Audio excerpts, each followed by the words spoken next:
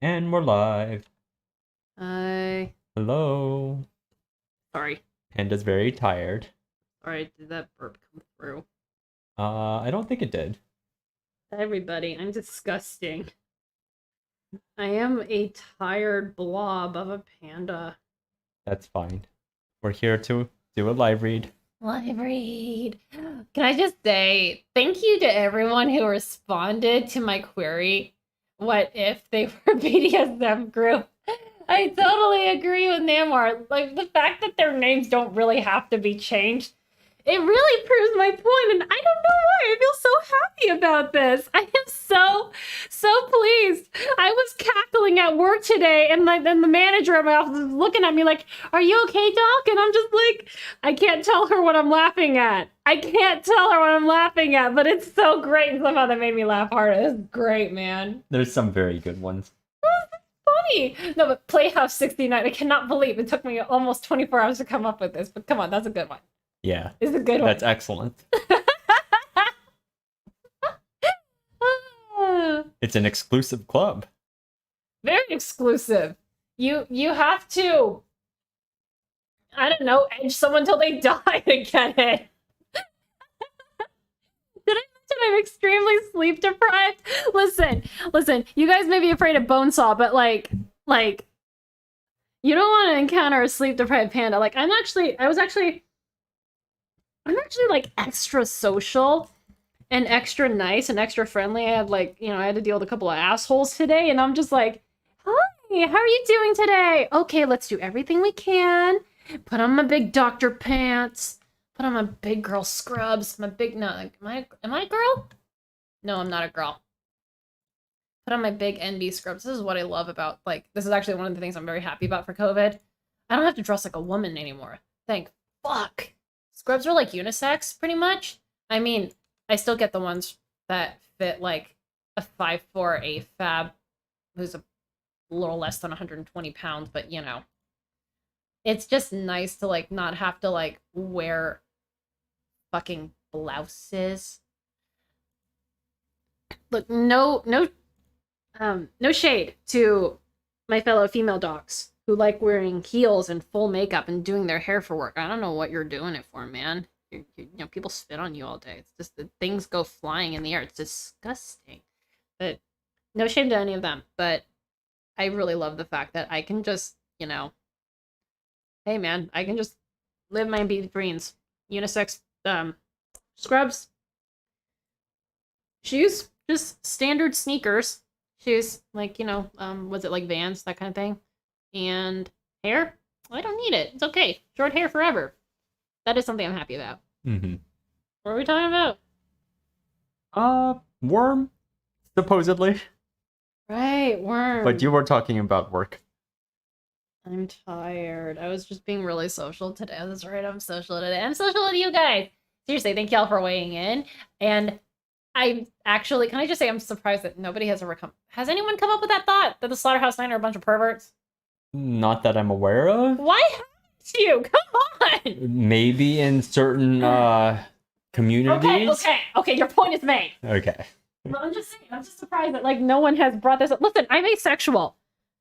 I thought of this. I don't know what this says, man. You're gonna get one of those. All right. Well, we can get started. We're going to be doing half of a chapter today. I'm gonna just shower. I'm a disgusting panda. And then we will hop off. Bury it and rise above. All right. Prey 14.5. Posted on September 18th, 2012. You remember 2012? Yeah, it was 10 years ago. What was I even doing in 2012? Oh my god, I was in dental school. Oh my god, it's 2022. I've almost been out for 7 years. It's been a while. Yeah. Have I really been out for 7 years? Is that why I feel so old and dead and tired inside? Maybe. Old and tired and dead inside. Excuse me. Dead inside. I feel dead inside. I've been feeling dead inside for... I've always felt dead inside. Anyway. 2012. Wow. It's like a time capsule. Right? Oh. A fossil. I feel a little bad for Wildbow right now because I'm just like, he did not put this out into the world thinking that in 2022, in the midst of a pandemic, some crazy motherfucker like me was gonna come in and be like, your villains, your cool badass villains are a bunch of perverts. Like nobody expects this. Sorry. Would you find it funny if 10 years from now someone was calling your characters perverts? I wouldn't find it funny. I'd be like, what took you so long? Everyone's a pervert. like if you're humans, okay, we don't have like, okay, so we're not as bad as rabbits, but we don't have like mating seasons. Right. It's just always okay all the time, except for like 1 week.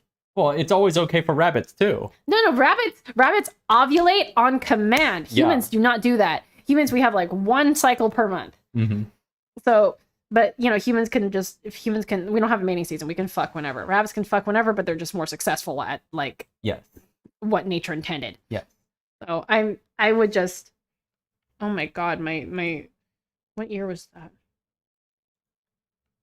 Yeah, 2002. No, was it 2002? No, I wasn't in high school. My high school lit teachers were right. Everybody's a pervert. It's just a matter of time. Excuse me, I need another whiskey. All right, I'm gonna get started on the chapter. You do that. I love you. Okay. You guys chose to be here. They did. They really did. And I'm sure they're enjoying it. There's nothing to enjoy here. There's only pain and suffering.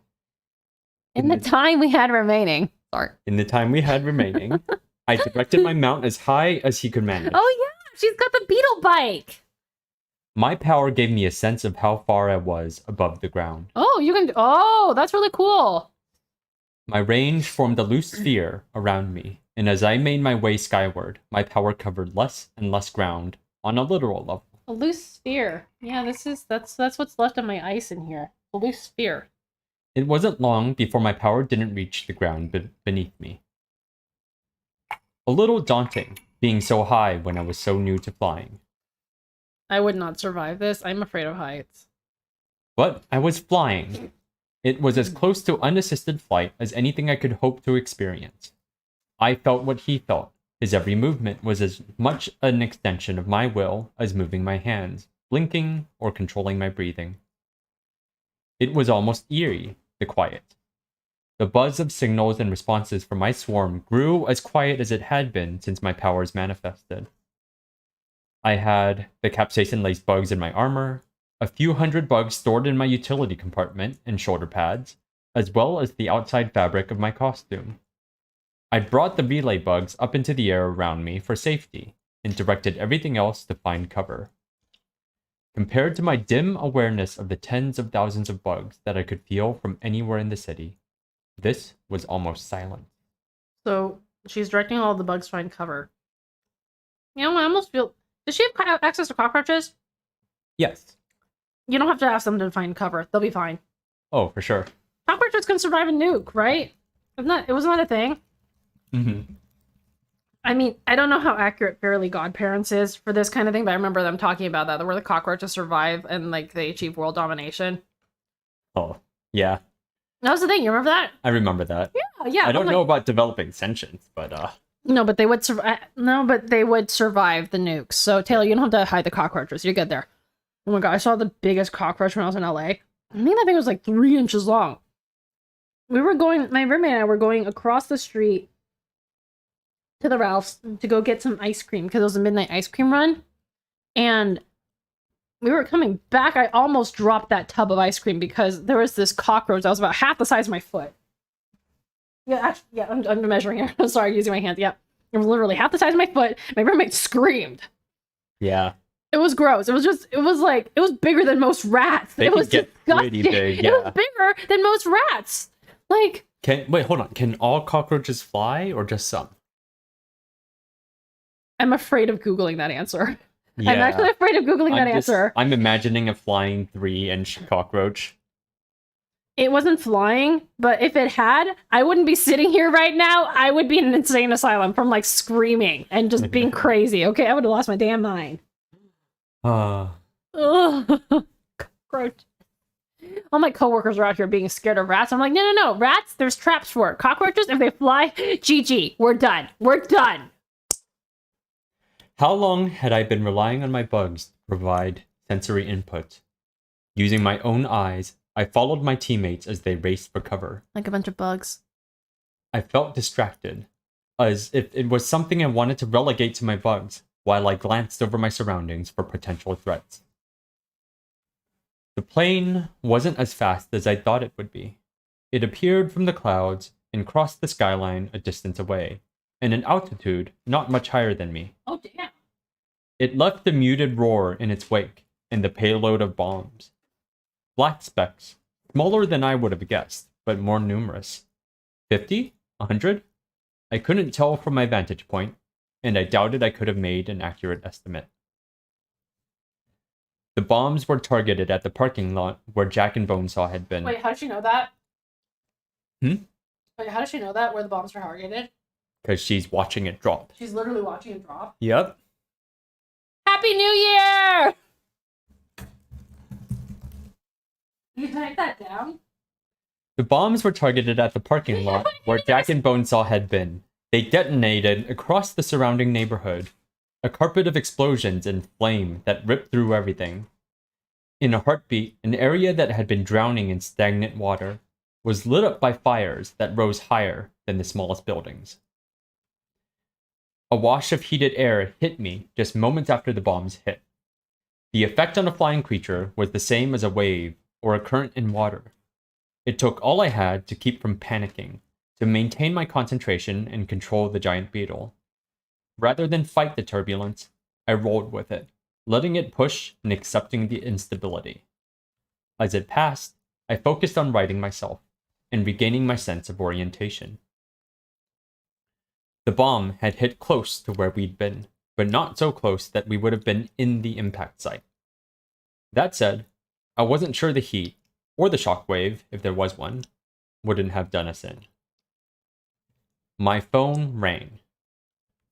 Frog, R, Tattletale's voice greeted me. I do not remember the system. Can you go over it again? So the code is name an object with a color. If it's green, it means everything's okay. If it's yellow, it means things are iffy. And if it's red, it means you're in danger. So, Frog, it's green. She's okay? Yeah. What's the R? And then the letter is the starting letter of a teammate's name. And then the response is going to be the last letter of the teammate's name. Wait, what? So, why R? R should be the start of someone's name. Regent? I guess it's not Regent. Who else starts with an R? Oh, no, this is a first name. Frog, R, Tattletale's voice greeted me. What? Leaf, L, I replied. We're all okay? Whose name starts with R and ends with L? No. Madame Royale, my freshman year high school French teacher. It's not a cape name, it's a first name. Rachel? Oh. Rachel! Her name's not actually bitch, you know that? No, I got confused because Tattletale. I'm like, wait, Tattletale's name is Lisa. Yeah. They're using any teammate's name, right? Because that's part of the code. So that means they're okay. Bitch is okay. Is that what they're saying? The Tattletale is okay. Taylor's okay, and they're not like some kind of imposter because they know each other's names. What's the L then? The last letter of Rachel's name. Oh, okay. Okay, R okay. and L. Got it. Okay, let's see me Leave here. L, I replied. We're all okay? All of us. Amy's here. Any idea if that did anything to Jack and Bonesaw? Or Crawler?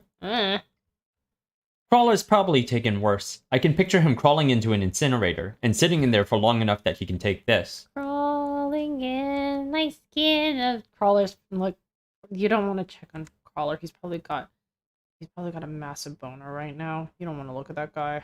Mm-hmm. The fire will have undone the silk bindings, I said. Can you do it again? Not here. Not anytime soon. Okay.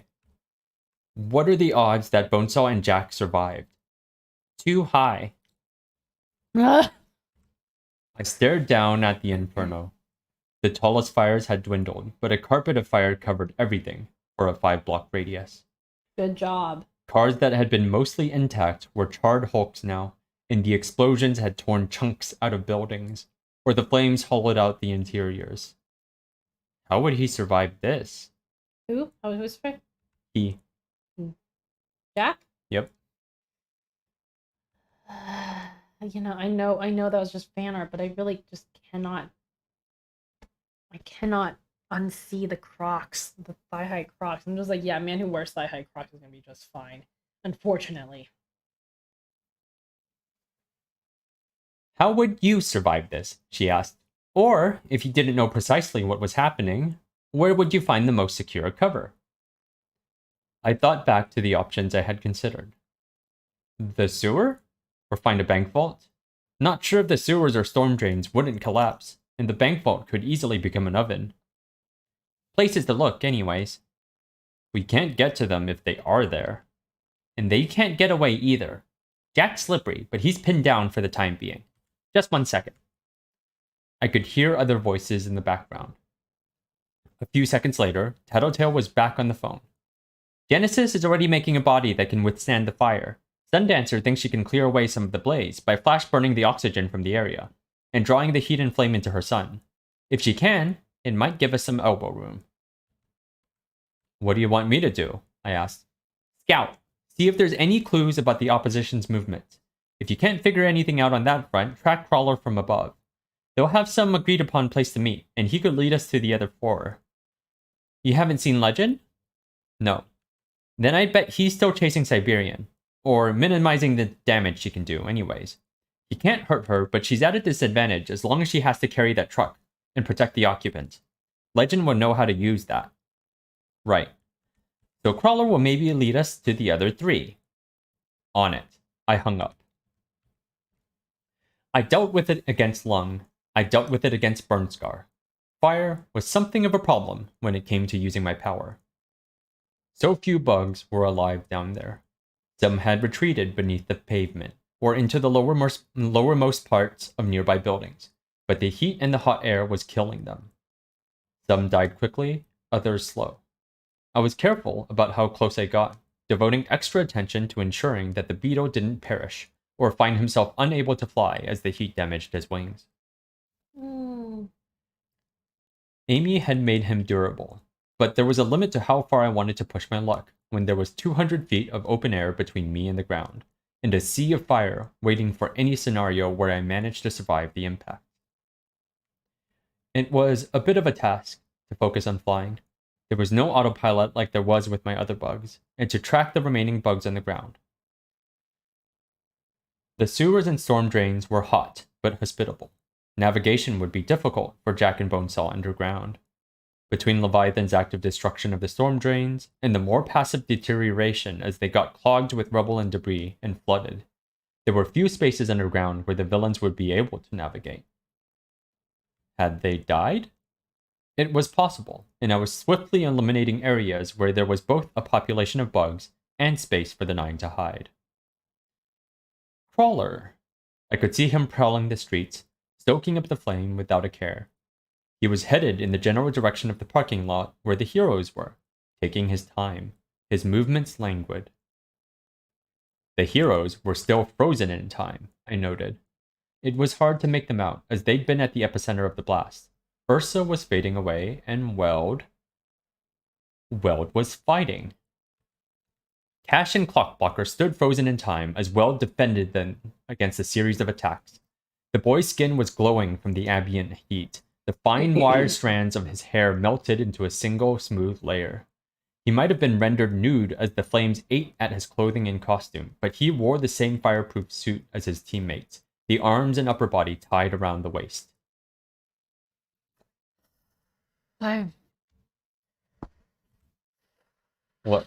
What's wrong? That's pervy. They're all perverts, okay? I'm just saying, that's pervy. Are these the good guys? Yeah. They're all perverts. They're all perverts. The fire's eating away your clothes and your arms are tied up. Maybe you're just... I'm face palming. That's what I'm doing. Maybe your mind's just going that way right now. I'm very tired. Okay. You've been primed to think of it in these terms. It's because of the Slaughterhouse 9, okay? It's because they're a bunch of perverts. So now I'm just like, great, you're all perverts. Okay. It's okay. That's fine. It was Mannequin. I'm rolling my eyes. Of all of them, he was the hardest to make out as he moved close to the ground, slipping between cars and through the flames to disappear from Weld's sight. He had 4 arms, one set longer what was than Weld's the other. power again? He's made of metal. Oh, right. That guy. Yeah. Wasn't there an X-Men who looks like him? The one that's full metal? Was it Juggernaut? I think it was Juggernaut. No, not Juggernaut. Juggernaut's the one with the helmet. What was his name? The Russian one. The metal guy. I don't The remember. metal Russian guy. Yeah, I don't remember. Whatever. It's just that's what I think Weld looks like. Go on. He had 4 arms, one set longer than the other, which combined with his jerky movements to give him an almost bug-like demeanor. I watched as he paused at the rear of one car, crouching with his 2 sets of arms at the bumper, then unfolded explosively, steam or vapor billowing around him as he launched the car through the air. It wasn't much distance, only 10 or so feet, but the car rolled and slammed into Weld, knocking the junior hero into his frozen teammates and pinning him there. Weld pushed hard against the flaming hulk of the car, attempting to make room to free himself, but another car sailed through the air to land on top of Cash and Weld. While Weld hacked at the cars, shearing through the undercarriage to make for pieces shearing through the undercarriage. Sorry, I heard Sharon, and I'm just like, Sharon, what are you doing in war? I thought you were still in your apartment playing with your cats. We have a friend named Sharon. Shearing through the undercarriage to make for pieces that were smaller to move, Mannequin began moving through the parking lot, pushing at more cars to get them closer to Weld and his teammates. A minivan, a sedan, a pickup, pushed into Weld's immediate surroundings. There was no swagger, no monologue, nothing from Mannequin but the methodical execution of his simple plan. He approached the front of the pickup, tore off the hood, and grabbed the engine block with all 4 arms. Again, the billowing vapor and that explosive strength as he brought it over his head and down on top of the second car he'd thrown, stacking them too high. He crouched beneath the sedan and prepared to launch it as he had with the first 2 cars. Cash and Clock Blocker wouldn't be frozen forever. It could be as short a time as 30 seconds. If Cash or Clock Blocker emerged from the effect of Clock Blocker's power, and there were 2 cars piled on top of them, it would be grim. Worse, Cash was storing a number of the other heroes in his personal dimension. What would happen to them if he died? They had to have anticipated the possibility of Crawler interfering before they all recovered. But Mannequin? I was surprised he was able to function in the midst of this blaze. Why? Why is that a surprise? Why is that a surprise? I guess it's a surprise because he got blown up, supposedly. Yeah, but he keeps coming back, so why are you surprised? Fair. I'm sorry. I had to remind myself he was a specialist in hostile environments. And they didn't get much more hostile than this. He was a genius. Okay, you have bugs. Bugs are also specialists in hostile environments. He was a genius, a problem solver, and a survivor. He was relentless, and as much as I'd managed to take the advantage in our previous confrontations, that was because he'd been out of his element, taking us on directly. So put him out of his element again. You can do it, Tay-Tay. Come on, I believe in you. This was Mannequin's specialty, attacking from the indirect angle at the unexpected moment to target the weak. He favored tinkers both because they were often vulnerable if you caught them without their gear, and for his own neuroses. Weld managed to push the car that was pinning him from the side.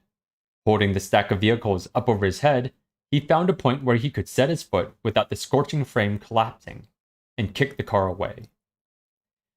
As he tried to figure out how to manage the pile of flaming cars that sat atop him and his teammates, Mannequin struck. Like a piston, Mannequin slammed into him, thrusting him away, then danced back into the cover of the flames and smoke. Weld slid on the pavement until he collided with a car, and the cars that he'd been supporting collapsed. At least one fell so that Cash's upper body speared through its undercarriage. Ew. The top one tipped over and landed, so it was propped up on a diagonal. What could I do? I didn't have a long-range weapon. Question. I didn't trust my beetle's ability to hold me. This is where, like, in anime, you're like, do that, which only you can do. Which is watch? I don't know. They always figure, the hero always figure, the hero of the story anyway. The person telling the story always figures it out eventually. Mm-hmm. I'm not gonna do it for you. Spoilers. I didn't trust my beetle's ability to hold me and some heavy weight I could drop on Mannequin from above. I turned around and headed for my companions. I withdrew my cell phone. Need gear, I told Tattletale. Mannequin's attacking the heroes and Crawler's approaching. And you care because... Got it. Sundancer's orb appeared in the sky, flickered, and disappeared. No, I say let them finish each other off. It's fine. It's cool. So you want the heroes and Crawler and Mannequin to die? Did I say that? You just said finish them off. Finish each other off. Yeah? Just like, you don't have to deal with them anymore. Okay. A smart villain would do that. Just like Pigot's plan, right?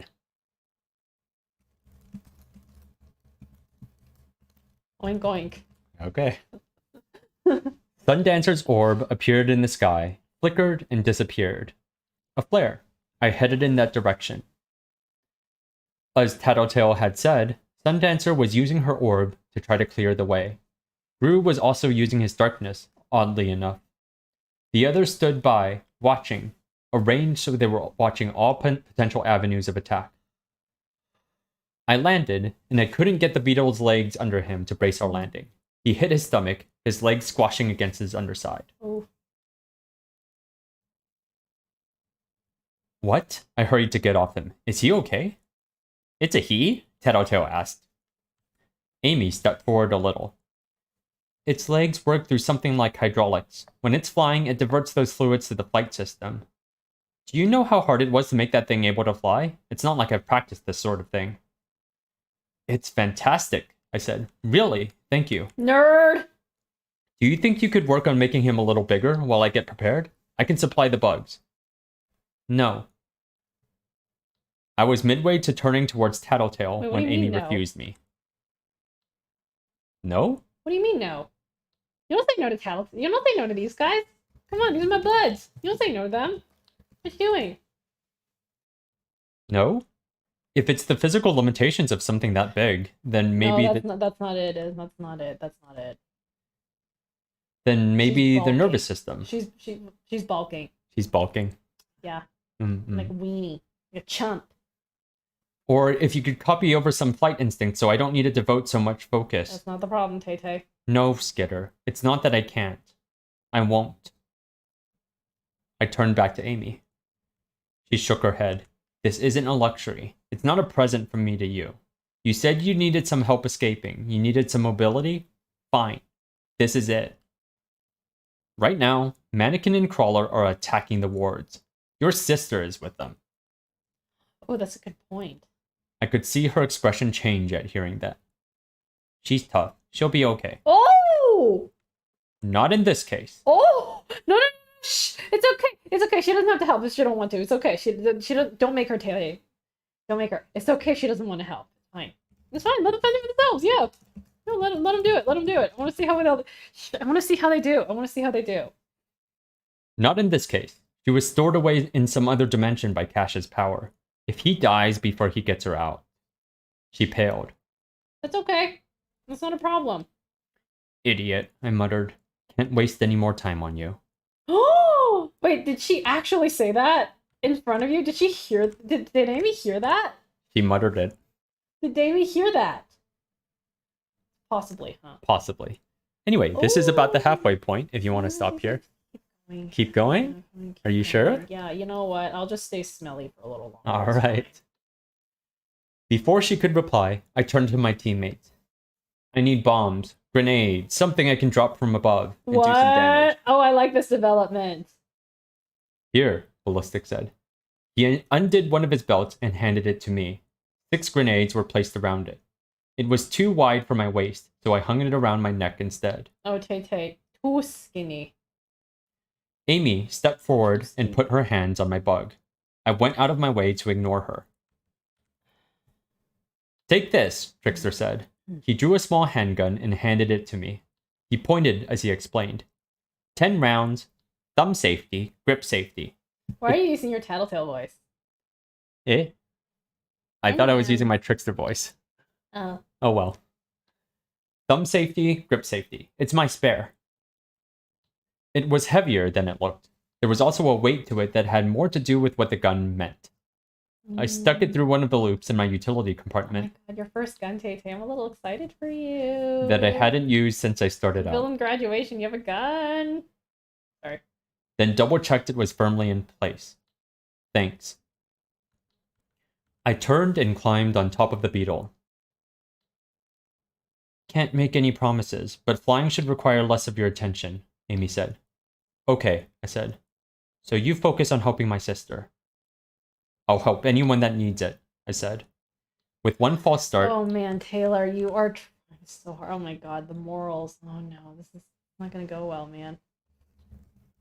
You'll help anyone who needs it? Yeah, I'll help anyone that needs it. Alright. Taylor, you're very confused. She doesn't know if she's a hero or a villain. You need to figure yourself. You know, all my friends who are struggling out in the trenches with dating and all that, you're struggling because you don't know what you want or who you are. Taylor, same to you. With one false start, I managed to take off. I stayed low to the ground for as long as I could, to try to judge what Amy had done to the beetle. There was some underlying logic, but it wasn't the same sort of instinctual behavior I was used to. As far as I could tell, she had set him up to continue whatever I had last instructed him to do, so I didn't need to maintain focus to keep him going. I frowned and suppressed that instinct. As it stood, it was dangerous. If he was flying and it got knocked out, he might keep flying. The same might apply if I was turning or adjusting to compensate for my weight and got distracted partway through. No. After testing it, I didn't like how slippery it made the navigation feel. I'd only use it on a case-by-case basis. Besides, it was something I could do with my power anyways, with greater effect and nuance. I'd been knocked out once, and my power had continued directing insects by my last given order. Irritating. I hurried back to the scene of the fight. Clockblocker's power lasted anywhere from 30 seconds to 10 minutes. Weld had been on the defensive when I left, and the wards were relying on pure chance to determine if they'd make it out of this okay. They won't. I could hear the fight before I could make anything out through the smoke. The fires were still burning, but most seemed to have burned through whatever fuel sources they'd found. Beyond what was in the bombs themselves, anyway. It was probably dangerous to be taking in too much smoke, both for me and for the beetle, but I had to be close. There were crunching sounds, and the noise of metal striking metal.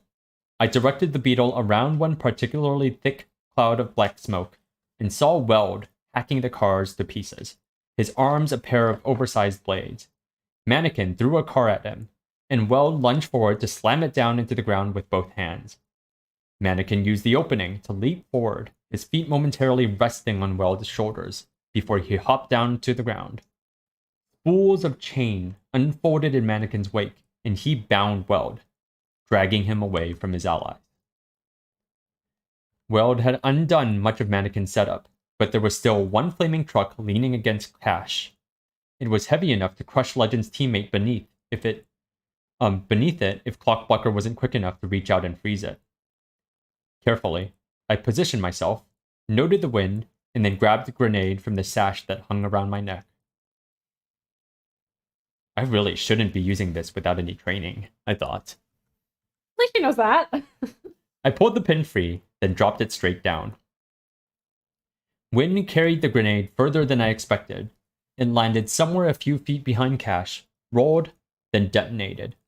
The car that had been propped up against Cash was thrown off, rolling onto its roof. The other debris scattered. I felt a wave of relief that I hadn't managed to hit them with the grenade just as the hit came out of stasis. Mannequin backed away from Weld to stare up at me. Weld, for his part, had absorbed the metal of the chains and disconnected the excess from his body. When he reshaped his hands into weapons, it was faster than I'd seen him do it during our attack on the PRT headquarters. Weld gave me a salute, using a knife hand that was as long as he was tall. He went on the offense, going after Mannequin. I used 2 more grenades to drive him out of cover and to stop him from flinging any more cars at the heroes, while Weld maintained the pressure by constantly closing in. Both Weld and Mannequin had seemingly unlimited physical reserves. Both had equipment they could spring from nowhere. Mannequin had his concealed equipment and weapons, Weld had his crude shape-shifting abilities. That wasn't to say they were evenly matched. Mannequin could have hit Weld with everything he had, and I doubted he would have even slowed Weld down. The opposite wasn't so true. I suspected that one solid blow from Weld would leave Mannequin a wreck. The problem was that even though Weld was strong, he was heavy, and this put him somewhere near the upper limits of what you'd expect an athlete to be able to perform. Mannequin, by contrast, was faster than any Olympic runner, more agile than any gymnast. He could contort and slide through the space beneath the car, change directions on a dime, and that was without getting into the other advantages he brought to the table. I suspected he could see through the fire and smoke, and where Weld's shapeshifting was largely limited to hitting stuff, Mannequin could use his arms like grappling hooks to cover more ground and keep his distance. If we had any advantage, it was that we were buying time. Mannequin couldn't stop to throw vehicles at the frozen heroes. The counterpoint to that was that Crawler had heard the commotion and was approaching. He shifted from a walk to a head-on charge as he got a block away. "Crawler!" I shouted the words at full volume. Weld snapped his head up to look at me and extended one arm out to inform him on the direction. The problem was that Mannequin could hear too. He shifted positions and prepared to heave another car at the heroes. I pulled the pin on another grenade and lobbed it in Mannequin's direction. Call it chemistry, rhythm, or just the nuances one picked up after fighting alongside someone else. There was a flow to working with a member of your team, a way I could trust others to have my back, and vice versa. Weld and I didn't have that. It was my understanding, my assumption, that the bruiser would take on the heaviest hitter on the opposing side, and the others in the team would focus their efforts on the secondary threats with using the utility and technique. It was how the Undersiders tended to handle matters. Well, you guys are villains and you're not ward programmed. Weld, I don't know what his assumption was, but maybe he was used to having people like Clockblocker and Vista handle the most threatening and problematic enemies, while he threw himself at the enemy ranks and drew the secondary fire. Maybe they weren't even tactics he'd been drilled on with his previous team. Maybe he was too focused on protecting his teammates from Mannequin. Or maybe you're overthinking it. And didn't trust me to handle it. I didn't know what his reasons were, but Weld turned down Mannequin in the same moment the grenade left my hand. Turned toward Mannequin in the same moment the grenade left my hand. Whoops. It was disastrous on 2 levels. Whatever surprise I'd hoped to retain was lost when I was forced to shout out, "Grenade!" Mannequin abandoned his hold on the car as he leaped to one side to get clear well before it exploded. Weld, too, managed to stay out of the way, stopping in his tracks. Crawler came tearing through the blazing parking booth and blindsided Weld. In terms of raw power, the junior hero might as well have been a powerless human for all the defense he could muster. Crawler's claws tore into him, revealing bones and silver, organs and copper and gold. Ooh! 2 grenades left. I threw one down at them. Mannequin backed away, and Crawler, though his head was directed at Weld, rose up onto his 2 hind legs and batted at the grenade with Weld's body. Ew. The explosive went off a second after the impact, and Weld was thrown free of Crawler's grip. I saw him stagger to his feet, his wounds closing as he shapeshifted them. He couldn't do much about the material that had been raked off of him. This wasn't going well. Mannequin made a gesture at Crawler, fingertips of 2 hands all touching, pressed to his mouth. Then he pulled his hands away, splaying his fingers. Crawler cocked his head, and Mannequin pointed at the frozen heroes. I heard Crawler rumble with guttural laughter. Fight me! No, what could I do? I was a bystander here, effectively powerless but for my beetle. I had the gun, but it wouldn't do anything to Crawler, and I didn't trust myself to hit Mannequin at this range.